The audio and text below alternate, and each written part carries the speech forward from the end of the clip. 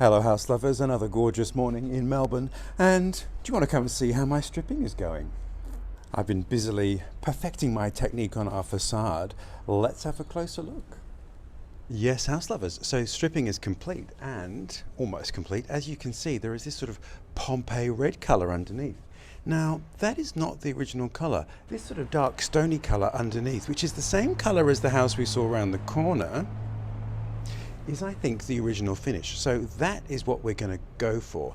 What I'm going to do today is add another layer of stripper on one half to see if we can strip off more of the Pompeii red and actually show what the colour is underneath, which I think is a much more mellow stone colour rather than this very red colour, which was dissolving quite easily in the paint stripper, which suggests it is a later painted finish. Anyway, watch this space. I will reveal more, but we're getting there, house lovers, getting there.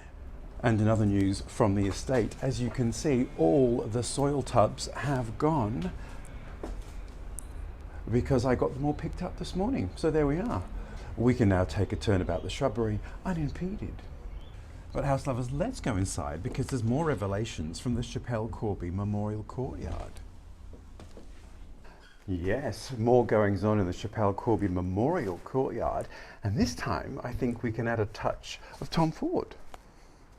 Behold the bathroom that the asbestos boys, that cunning Greek stripping act, managed to reveal for us. But look at these tiles.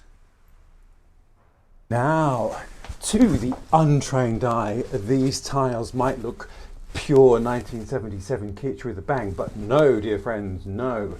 House lovers, on closer inspection, these tiles turn out to be pure Tom Ford era Gucci 1998. Can't you just see those lining the wet bar of the Gucci store on Madison Avenue? In 1998, I can. And along with their Giorgio Armani cohorts, all of these tiles, like the Schapelle Corby Memorial tiles, are individually laid. So I have another thrilling task ahead of me to remove all of these, convince the good doctor that we need to find somewhere to put them in the house, and off we go. Because as you can see from my Schapelle Corby Memorial tile work, I've created quite a nice panel size which we'll be able to use somewhere, hopefully creatively. So house lovers, my quest for original finishes in the house continues unabated.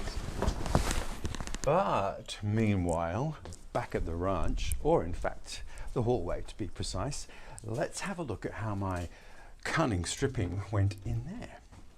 Yes, house lovers, so remember last week I did these 3 test patches, and this one is the one that came up trumps because it revealed that this is wallpaper underneath, and what that also means is that it has to come off for us to be able to get a smooth surface to do whatever we're going to do. Repair the plaster, paint, add other wallpaper, who knows.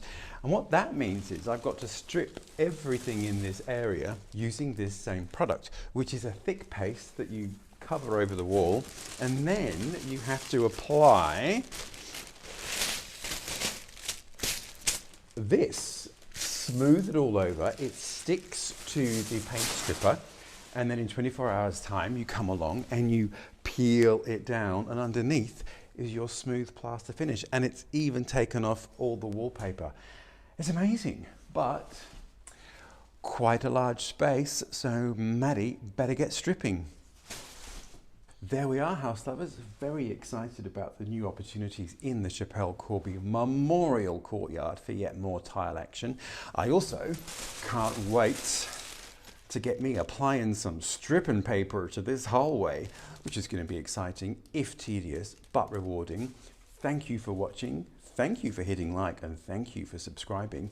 Take care wherever you are. Things are still a little tricky in Melbourne, so off I go out into the world of mandatory masks, but we are doing our best.